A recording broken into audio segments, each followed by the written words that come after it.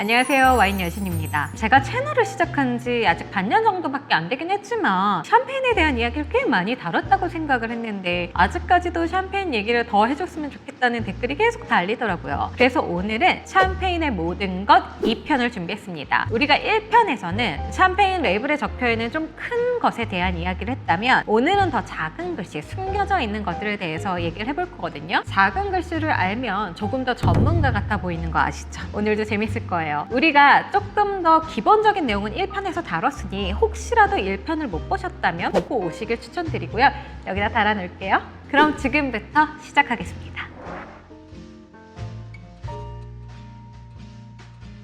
샴페인을 좀 드시다 보시면 RM, NM 이런 얘기들을 많이 들으실 거예요. 도대체 RM 샴페인이 뭐길래 RM 하나 궁금하셨죠? 제가 얼마 전에 와린이한테 이런 질문을 받은 적이 있거든요. 와인을 만드는 사람은 와인을 직접 재배를 하나요? 여기에 대한 대답이 RM, NM, CM이 될 겁니다. RM은 렉볼당 마니퓨랑의 약자예요. 쉽게 말씀드리면 포도를 직접 재배하고 기른 다음에 양조까지 다 같이 하는 걸 RM이라고 하거든요. RM 생산자들은 그러다 보니 어떤 문제가 있냐? 쌍파뉴가 땅값이 굉장히 비싸잖아요. 본인들이 경장을 하려고 그러면 땅을 사야 되잖아요. 소규모의 생산자들이 많습니다. 소규모의 생산자라는 거는 리저브 와인을 충분히 확보하지 못할 수 있기 때문에 퀄리티에 대한 편차가 좀 생길 수 있고 연도별, 빈티지별 편차도 좀 생길 수 있겠죠. 재배부터 양조까지 한 번에 한다는 건 이 생산자의 캐릭터를 더 강조할 수 있다는 내용이에요. 어떻게 보면 그 생산자의 단점도 더 부각될 수 있겠죠. 생산량이 적다는 건 투자 가치로서는 또 다른 의미입니다. 샴페인은 가격은 뭐다? 희소성이죠. 생산량이 작다 보니 당연히 희소성이 높고 그러다 보니 가격은 천정부지로 오르게 되죠. 대표적인 게 자크셀로스인데요. 그러다 보니 퀄리티가 좋은 샴페인을 만드는 RM 생산자들의 인기는 점점 더 높아질 수밖에 없을 것 같아요. 이 RM 샴페인은 샴페인의 전체 생산량의 20% 정도를 차지한다고 합니다.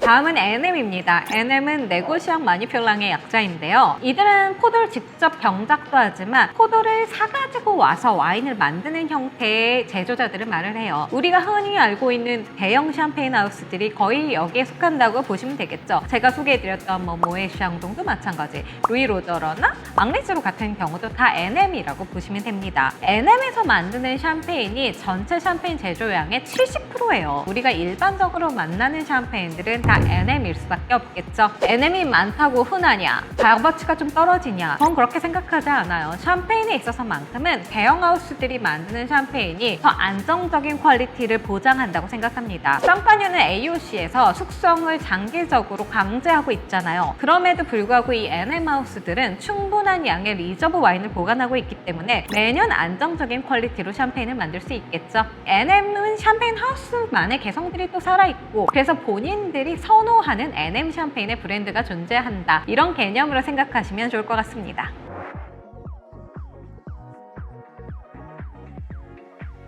다음은 CM입니다. 코퍼레이티브 마니퓨랑의 약자인데요. 쉽게 말씀드리면 영농 협동조합 같은 거죠. 경작을 한 사람들이 협동조합을 만들어서 그들이 생산자를 데리고 와서 직접 생산을 하는 형태예요. 이게 조합이라고 하니까 좀 커 보이지 사실 지금 샴페인 제조량의 10% 미만을 차지하고 있거든요. 하지만 경작을 하고 있는 그 농부들에게 조금 더 유리한 생산 방식일 수 있겠죠. 최근에 제가 CM 샴페인도 몇 가지를 마셔봤는데 꽤 괜찮은 퀄리티들이 눈에 보이기 시작하더라고요. 그래서 아마 시간이 조금 지나면 CM도 하나의 자리를 잡게 되지 않을까 생각합니다. 우리가 부르고뉴 와인을 얘기할 때 생산자만큼 중요하게 생각하는 게 밭이잖아요. 같은 생산자라도 밭의 차이에 따라서 가격이 10배까지도 차이가 나니까요. 쌍파뉴는 밭에 등급이 있냐? 쌍파뉴는 밭에 등급이 있습니다. 쌍파뉴에도 부르고뉴와 마찬가지로 그랑크리, 프리미에크리 이런 형태의 등급이 존재하는데요. 재밌는 점은 1919년에 쌍파뉴의 밭에 처음 등급을 매길 때 이들은 스케일 오브 크루라고 해가지고 이 크루에다가 100점의 스케일로 점수를 줬대요. 그래서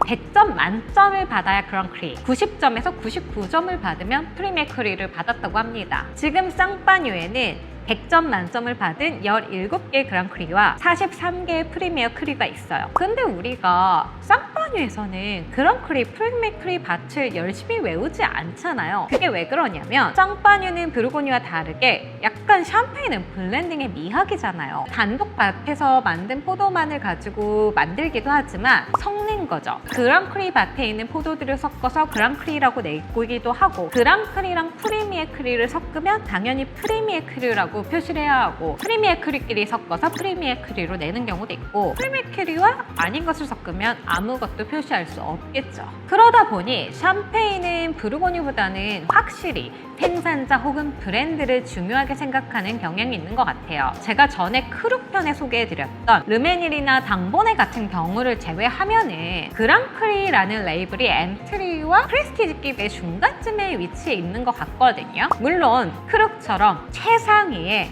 이 그랑크리 기배를 놓는 경우도 있죠. 클로드 매니뉴이나 클로드 당보네처럼 말이에요. 크루가 밭을 얘기하는 거다 보니 밭마다 잘 자라는 포도의 품종도 다르겠죠. 우리가 크루 편에서 얘기했잖아요. 매닐 밭에서는 샤도네이가 잘 자라고 앙보네 밭에서는 피노누아가 잘 자란다고 말씀을 드렸잖아요. 그랑크리 밭에 따른 포도의 품종의 차이를 알아가는 재미도 있는 것 같아요. 제가 엊그제 정말 생전 처음 보는 샴페인을 마셨는데 거기에 매닐이라고 적혀 있는 거예요. 그래서 제가 이거 블랑 드 블랑이야? 라고 물어봤거든요. 블랑 드 블랑이 맞았어요. 그러니까 이런 것들 조금 알아두시면 아는 척하기도 좋을 것 같아요.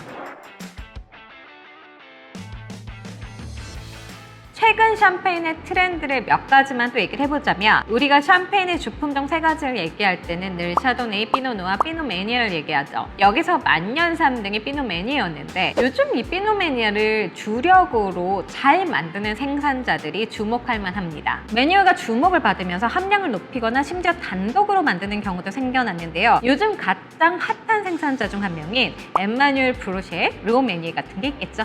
다음으로 우리가 앙리즈로 편에서 다뤘던 퍼페추얼 리저브, 이건 앙리즈로식 표현이고 솔레라 방식이 있습니다. 요즘에 솔레라 방식이 인기를 끌면서 소량의 와인하우스들에서도 솔레라 방식을 마케팅 포인트로 가지고 나오는 곳들이 있더라고요. 하지만 뭐니 해도 솔레라 방식으로 가장 유명한 건 다른 사도로 소개해드릴 자크셀로스겠죠. 샴페인은 참 그런 것 같아요. 쉽게 마시려면 쉽게, 어렵게 마시려면 너무 어려운 건데, 저는 여러분들이 조금 더 재밌게 마시기 위해서 정보를 전달해 드리는 사람이잖아요. 이렇게 저랑 하나하나 알아가면서 샴페인의 새로운 매력을 알아가는 것도 재밌지 않으세요? 제가 혹시 모르고 있거나 알고 있는데 놓친 샴페인에 대한 새로운 정보 혹은 궁금증이 있다면 댓글로 남겨주시고요. 그럼 저는 다음 편에 샴페인이 아닌 다른 와인으로 돌아오도록 하겠습니다. 안녕!